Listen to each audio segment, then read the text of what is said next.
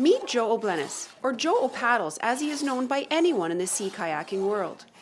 Joe handcrafts his own Greenland Style paddles, and what started out as a hobby has turned into a full-blown, worldwide successful business. Joe was not always a fan of the Greenland Style paddle.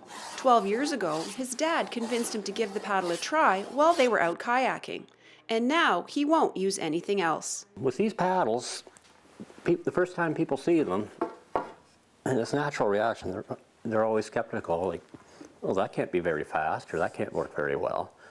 But until you try it, you have no idea. When my dad first handed me one of these 12 years ago, I was pretty skeptical. What am I going to do with that? But almost everybody I've ever had try one ends up hooked on it. After he decided to start paddling with the Greenland paddles, he had to figure out how to make them. Through research on the internet, books and magazines, Joe taught himself how to handcraft the perfect custom-built Greenland paddle. Now, when I build them, like every step's just do. You know exactly what you're doing. The only thing that changes is the actual size of each paddle, because you make them custom for each individual user. Everything from lengths to blade widths, to the shape of the taper, whether it's a shoulder or non-shouldered, the size of the thickness of the shaft or loom. Everything is all custom, so that's the only thing that changes. But the building process now, I don't even have to think about it. It's just almost automatic. Probably the most enjoyable part of the actual building and finishing process is the finishing. When you're putting the oil on them, it's all hand rubbed and 5 or 6 coats per paddle, and you just see what the finished product's going to look like, and that's pretty rewarding. So this stage is just rubbing in the oil that you put on and kind of rubbing off the excess oil. You don't want it to just pool up. And this will cure for about 24 hours and the next coat will go on.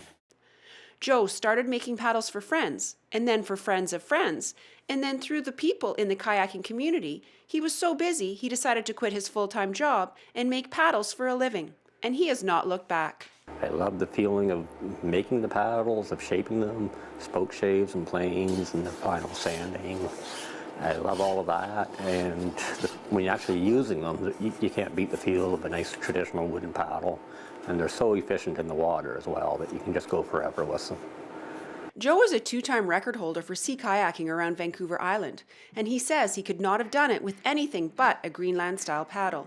I've been paddling for 35 years, and I've done things such as kayaking around Vancouver Island a couple of times. I've canoed across Canada from the BC coast to Montreal. I've kind of developed a feel for what makes a paddle perform well, what makes it fast, or what makes it easy on the body.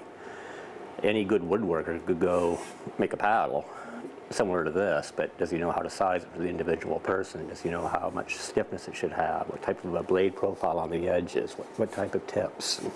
And so forth. So you get that over time and experience. Joe is from Nova Scotia, but through his paddling adventures, he fell in love with Lake Superior and eventually moved to Thunder Bay to be with his partner Diane Hogan. They work together to fill the paddle orders that come in.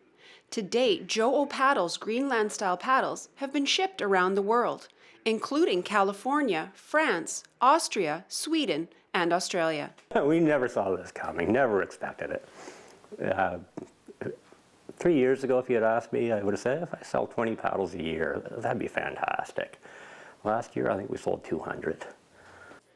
For more information on Greenland Style paddles, or to contact Joe O'Paddles, you can go to their website. Reporting in Thunder Bay, I'm Janice Gummison. And that's that.